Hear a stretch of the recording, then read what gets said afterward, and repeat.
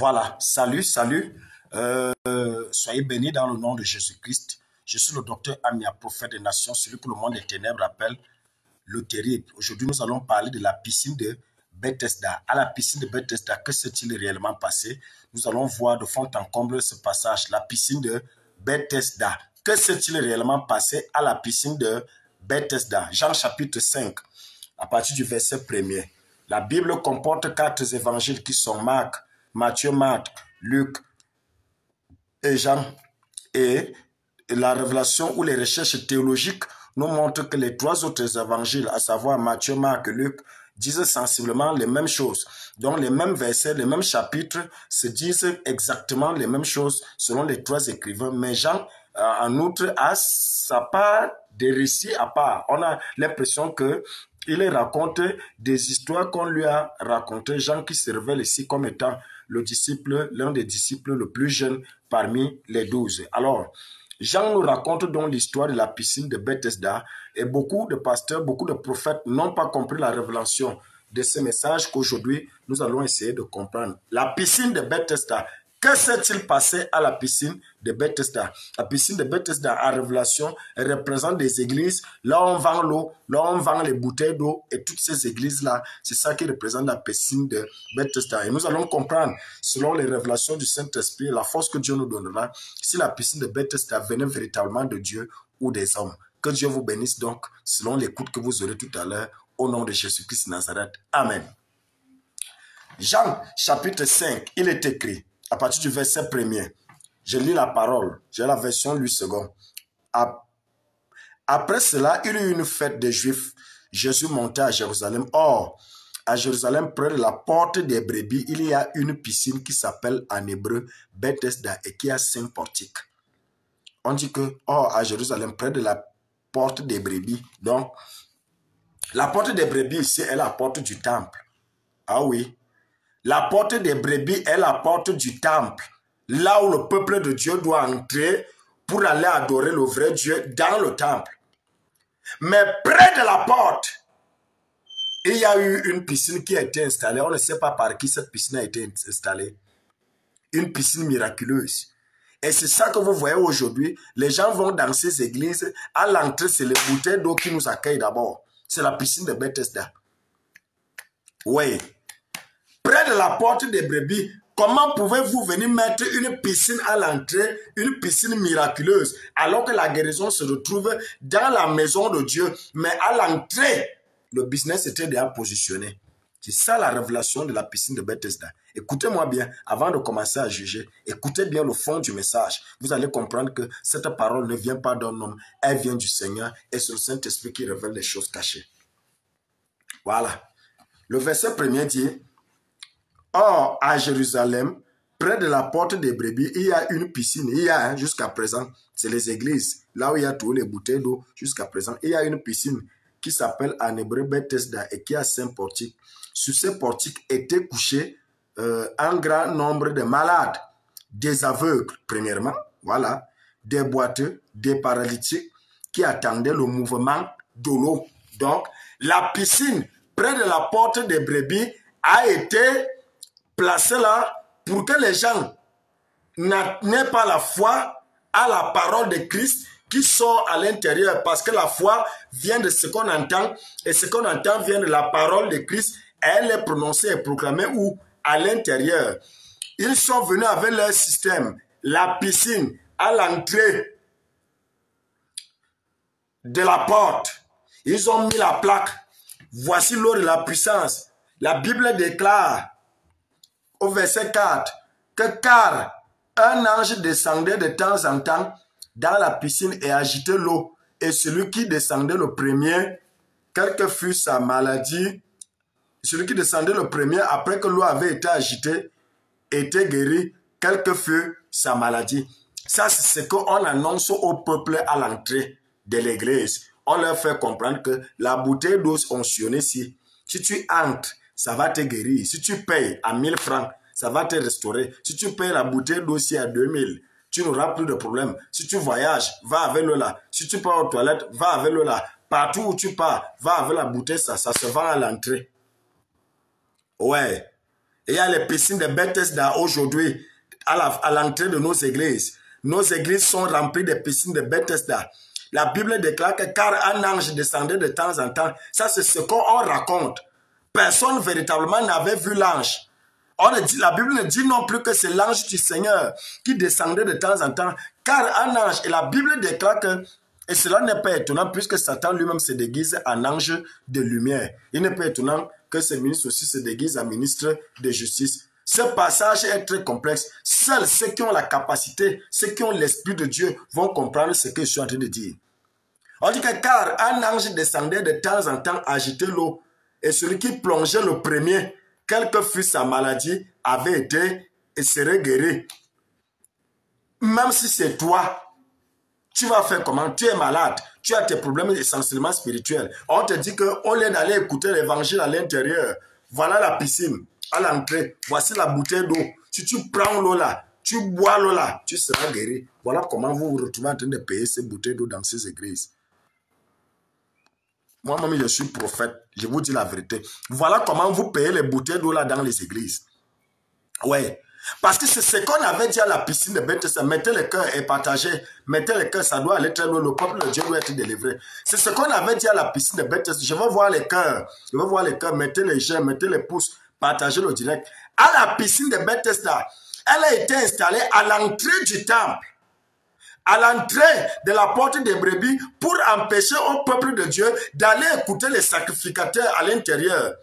Mais ils ont mis la porte des brebis à l'entrée du temple pour faire comprendre aux gens que celui qui plonge le premier, dès que l'ange vient agiter, quelle que soit sa maladie, il plonge, bon, il est guéri. Un pur mensonge. Un pur mensonge. Personne n'avait été guéri à la piscine de Bethesda, zéro. Il n'y avait pas la guérison là. C'est un système qu'on avait mis en place. Je voudrais d'abord que toi et moi, on sonne des Écritures. Premièrement, Dieu ne creuse pas la piscine. Oui, parce que là, il s'agit de la piscine. Dieu, le vrai Dieu ne creuse pas la piscine. Si le vrai Dieu veut faire un miracle, il utilise un cours d'eau, comme il avait utilisé le Jourdain, pour que Naaman soit délivré de la lèpre. Je ne comprends pas. Tu ne comprends pas bien ce qu'il dit. Parce que tu allais pousser Amen immédiatement. Tu vas pousser Amen. Il dit que le cours d'eau qui est le Jourdain, Dieu veut faire le miracle. Naaman s'en va plonger dans les ports d'Élysée. À Tchom. Cette fois, il reçoit la délivrance de sa lèpre. Oui, quand Dieu veut faire son miracle, il fait le coup d'eau, il ne fait pas la piscine. La piscine est creusée par les hommes. C'est les hommes qui ont creusé la piscine de Bethesda. Dieu ne creuse pas la piscine. Le temple était là à côté pour recevoir la guérison. Oui, par la parole. Et ceux qui étaient là, si les malades là étaient au temple, Jésus allait les délivrer eux tous. Parce que tout à l'heure, Jésus va venir délivrer un malade qui est couché là à l'entrée. À l'entrée, depuis 38 ans, il est dans l'église de la piscine de Bethesda. Là, on vend l'eau. Là, on vend les bouteilles d'eau à 1000 francs. Il n'a pas trouvé la guérison. Quelqu'un ne comprend pas bien. Il dit que mettre le cœur et partager. C'est très grave. La piscine de Bethesda représente les églises. Là, on vend l'eau. Là, on vend les bouteilles d'eau à 2000. Là, on vend les bouteilles d'eau à 1000 francs. Là, on distribue même l'eau parce que l'eau bénite n'existe pas. Si l'eau bénite existait, je partirais quand il pleut. L'autre là vient du ciel une fois. Repentez-vous et abandonnez ces choses. Abandonnez ces églises. Là, on donne l'eau, les bouteilles d'eau et toutes ces choses. Ça représente la piscine de Bethesda. C'est un pur mensonge. Si l'eau bénite existait, tu n'aurais plus les problèmes là où tu es là. Depuis que tu payes l'eau là. Bon, continuons. Parce que tu vas croire que c'est moi qui invente.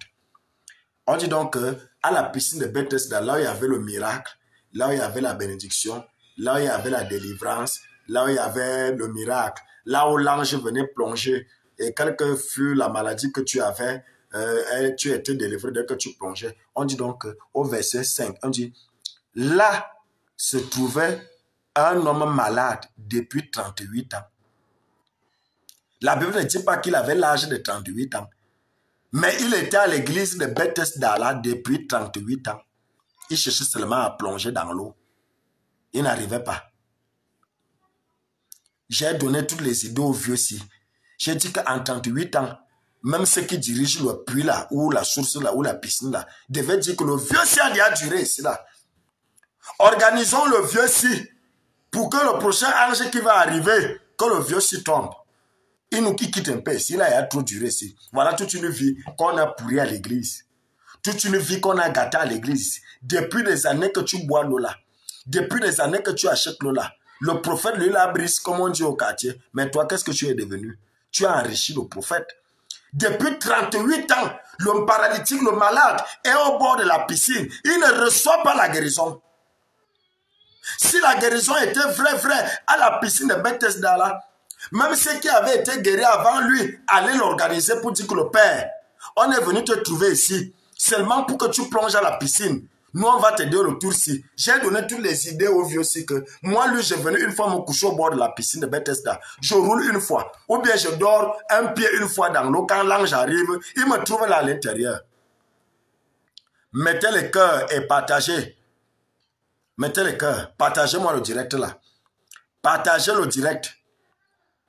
On dit, là se trouvait un malade depuis 38 ans. La Bible déclare que Jésus l'ayant vu coucher et sachant qu'il était malade depuis longtemps, lui dit, veux-tu être guéri? Tu viens chercher quoi ici? Jésus, lui, t'attend au temple. Mais toi, tu t'attardes à l'eau. Tu t'attardes à la piscine de Bethesda. Tu t'attardes aux bouteilles d'eau. Jésus t'attend au temple. Avec sa parole, il va te guérir. Par la parole, tu reçois la guérison. Par la parole de Jésus, tu as la santé. Mais que fais-tu avec les bouteilles d'eau? Jésus lui demande que, veux-tu être guéri? C'est Jésus qui devait plutôt lui dire que, mon frère, tu as déjà duré ici là. Alors je vais appeler l'ange tout à l'heure parce que Jésus-Christ est le créateur des anges. Il devait lui dire que, je vois que tu as déjà trop duré ici au bord de cette piscine en 38 ans. Va te positionner maintenant, je vais envoyer un ange, viens te sauver. Non, mais Jésus vient plutôt lui demander que, veux-tu être guéri? Veux-tu être guéri veut dire que toi-même tu n'as pas les yeux pour voir que depuis que tu payes l'eau là, et rien n'a changé dans ta vie. Toi-même, tu n'as pas les yeux pour voir que depuis que tu bois l'eau là, et rien n'a complètement changé dans ta vie. Toi-même, tu n'as pas les yeux que depuis que tu es couché à la piscine de Bethesda ici au bord, depuis 38 ans, tu n'as pas l'âge de 38 ans, mais tu es dans cette église, ça fait 38 ans, buvant l'eau, en payant tout ce qu'il faut payer depuis des années. Et rien n'a changé dans ta vie. Tu n'es pas fatigué, mon frère. Tu n'es pas fatigué. Tu n'es pas fatigué. Ne dis pas qu'elle vient saboter les autres. Tu ne sens pas la vérité qui pue là. Toute la vérité qui sort là, sort. Toi, ça ne te dit rien. Jésus lui dit, veux-tu être guéri? Que répond le malade? Le malade lui répondit, Seigneur, je n'ai personne pour me jeter dans la piscine quand l'eau est agitée. Et pendant que j'y vais, un autre descend avant moi. En 38 ans, lui n'a pas pu arriver dans l'eau, même s'il fallait ramper avec les fesses. Moi, lui, j'allais tout faire pour dormir une fois les pieds dans la piscine. J'attends l'ange là une fois. Donc, il avait même la capacité de se déplacer. Tout simplement parce qu'il n'y avait pas la guérison là. Et lui, le malade là, était vrai malade. Ce n'est pas tous les malades que tu vois rouler à l'église qui sont les vrais malades. Il y a peut-être d'autres qui ont été payés pour venir jouer le théâtre là. Mais ton rôle, c'est de payer la bouteille d'eau là à l'entrée. Bien-aimé dans le Seigneur, c'est très grave. Voilà la révélation de la piscine de Bethesda. La piscine de Bethesda n'était pas, ce n'est jamais, si c'était un ange du Seigneur, on allait dire qu'un ange du Seigneur descendait de temps en temps. Et quand lui répond Jésus, au verset 8, lève-toi, lui dit Jésus, prends ton lit et marche. Aussitôt cet homme fut guéri, il prit son lit et marcha. C'était un jour de sabbat. Les Juifs dirent donc à celui qui avait été guéri, c'est le sabbat, il n'était pas permis d'emporter ton lit. Il leur répondit, celui qui m'a guéri m'a dit, prends ton lit et marche. Il lui demandait, qui est l'homme qui t'a dit, prends ton lit et marche? Mais celui qui avait été guéri ne savait pas qui c'était, car Jésus avait disparu de la foule qui était en ces lieux. Depuis, Jésus le trouva dans le temple. Jésus le trouva dans le temple et lui dit, voici tu as été guéri, ne pêche plus, de peur qu'il ne t'arrive quelque chose de pire. Cet homme s'en alla annoncer aux Juifs que c'était Jésus qui l'avait guéri. C'est pourquoi les Juifs poursuivaient Jésus parce qu'il faisait ces choses le jour du sabbat. Donc, la piscine de Bethesda est juste une barrière qui empêche au peuple d'aller au saint sacerdoce, qui empêche au peuple d'aller prendre la parole de vie à l'intérieur. La piscine de Bethesda représente les bouteilles d'eau qu'on vend à l'entrée de l'église, les bouteilles d'eau qu'on distribue à l'église. Voilà la piscine de Bethesda. Et Jésus considère ça ici comme étant un péché. Il dit au malade que maintenant tu as été guéri sans la bouteille d'eau, tu as été guéri sans que je te plonge dans la piscine. Va, ne pêche plus. Donc, en allant prendre les bouteilles d'eau là, vous péchez. En allant payer l'eau à l'église, vous péchez. C'est ce que Jésus voulait dire ici. La piscine de Bethesda représente simplement les églises. Là, on vend l'eau, là, on distribue l'eau. C'est ça la piscine de Bethesda. Ce n'est pas qu'il y avait un miracle vrai là-bas. Ce n'était pas un vrai miracle. Comment il y a un vrai miracle? Un homme est malade à l'église là. Depuis 38 ans à la piscine de Bethesda, il est là malade. Il ne trouve pas la guérison. Dites-moi dans un autre passage biblique, là où quelqu'un témoigne, ou un autre malade qui témoigne qu'il avait été guéri. Le seul malade qui a trouvé la guérison vrai à la piscine de Bethesda, c'est ce malade que Jésus est venu guérir. Mais ce n'est pas la piscine de Bethesda qu'il avait délivré. Bien aimé, il est temps que tu donnes ta vie à Jésus-Christ.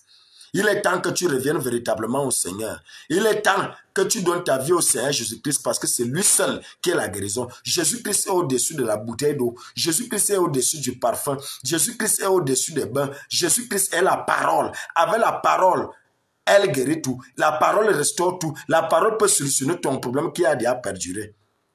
Si tu as un problème de santé qui perdure et que tu as déjà bu l'eau, viens me rencontrer. Tu seras guéri sans la bouteille d'eau. La guérison que tu as déjà tant cherché depuis des années, depuis des mois, depuis des jours, tu ne trouves pas. On te fait payer l'eau. Viens me rencontrer au nom de Jésus-Christ. Tu sauras qu'il y a un prophète au Cameroun. Tu sauras qu'il y a un prophète qui s'appelle Docteur Amia, le terrible. Celui que le monde des ténèbres appelle le terrible. Tu sauras qu'il y a des hommes que Dieu s'est choisi. Tu sauras qu'il y a un homme que Dieu connaît à ma personne. L'eau bénite n'existe pas. Si l'eau bénite existait, toi et moi, nous n'aurions plus de problème. Ou bien tous les pasteurs, les prophètes descendent simplement dans les synèques, dans les robinets, d'eau, ils bénissent pour que tout Yaoundé soit délivré ou toutes vos villes soient délivrées. Mais non. Ou bien si l'eau bénite existait, j'attendrais quand il pleut. Là, ça vient du ciel une fois. La pluie, là, vient du ciel. C'est pour Dieu là-bas. Je n'ai pas aimé tiens. Mais je remarque que quand il pleut, nous fuyons tous la pluie. Nous allons à l'abri. Pour d'autres personnes, ça va sonner mal aux oreilles. Mais pourtant, c'est la pure vérité. À la piscine de Bethesda, il n'y avait pas la guérison. À la piscine de Bethesda, c'était un one-man show qui était mis sur pied. À la piscine de Bethesda, c'était une stratégie qu'on avait mis. La piscine de Bethesda, donc, représente jusqu'à nos jours les bouteilles d'eau qu'on nous distribue à l'église, les choses qu'on nous vend à l'église. C'est la piscine de Bethesda qui nous empêche. Et Jésus, lui, il est au temple. Jésus, lui, passe pour aller au temple. Il trouve un groupe d'hommes à l'entrée du temple, discret, par les bouteilles d'eau ou par la piscine d'eau. La piscine d'eau que Jésus même dit qu'il ne connaît pas. Parce que si l'ange là était l'ange du Seigneur, Jésus allait dire au malade que bon, tu as déjà trop duré ici, va maintenant te positionner, je vais envoyer l'ange s'en occuper de toi, je vais envoyer un ange venir s'occuper et va tuer, va agiter l'eau et tu plonges, tu reçois la guérison. Mais non, une seule parole, parce que Jésus-Christ est la parole. Par une seule parole, il lui a dit que prends tes pieds, prends ton lit et marche. Prends ton lit ici veut dire prends ta vie et marche. Prends ta vie et marche, car vous connaîtrez la vérité et la vérité vous rendra libre. Quitte là où on vend les bouteilles, dont on distribue l'eau là. L'eau, ce n'est pas ça. C'est vrai, quelqu'un m'a dit, tu ne connais rien, les trois vont ensemble. L'eau, le sang et l'esprit vont ensemble. J'ai dit ok, d'accord. Commençons par celui qu'on ne voit pas. L'eau, le sang et l'esprit. Dans une église, où est ça? Dans l'église, on devrait trouver l'eau, on devrait trouver le sang, on devrait trouver l'esprit. Donc, dans les normes, selon dont la lettre, l'esprit devait être conçu dans une rivière ou dans un lac pour qu'il y ait donc de l'eau. Parce qu'on ne peut pas avoir un élément spirituel et les deux autres éléments sont physiques. Ça n'existe pas. Ça n'existe pas. Si c'est l'esprit, l'esprit est spirituel. Si c'est l'eau, c'est une eau spirituelle. Si c'est le sang, c'est un sang spirituel. Ça ne peut pas être un esprit spirituel, une eau physique, un sang qu'on ne connaît pas. S'il faut appliquer ce passage que c'est vrai, l'eau, le sang et l'esprit vont ensemble. Dans l'église, où est l'eau? C'est l'eau là-bas, dans les bouteilles d'eau. D'accord. Où est le sang? Où est le sang? Ça, c'est quelle couleur? La lettre tue, mais l'esprit vivifie. Si on a l'esprit spirituel, l'eau aussi est une eau spirituelle. L'eau qui est l'eau de vie, la parole de conversion, c'est ça qui est l'eau de vie. Ça n'a rien à voir avec de l'eau plate que nous distribuons, ou que les gens nous distribuent à l'église. Ici, c'est le sang de Jésus-Christ qui a coulé. Et ce sang, aujourd'hui, n'est plus un sang physique, il est devenu un sang spirituel. C'est ça dont il est question. Et beaucoup se justifient avec ce passage biblique. Non, le sang et l'esprit vont ensemble. L'esprit n'est pas visible. Le sang même n'est pas visible. Pourquoi vous croyez que c'est l'eau qui doit être visible? Que Dieu vous bénisse. Pousse. Que Dieu vous bénisse et qu'il vous accorde sa grâce, qu'il vous accorde sa joie. Je suis le docteur Amia. Appelez, abonnez-vous, partagez le direct, que ça parte très loin, que ça parte au fin fond du monde et vous serez bénis au nom de Jésus-Christ de Nazareth. Amen.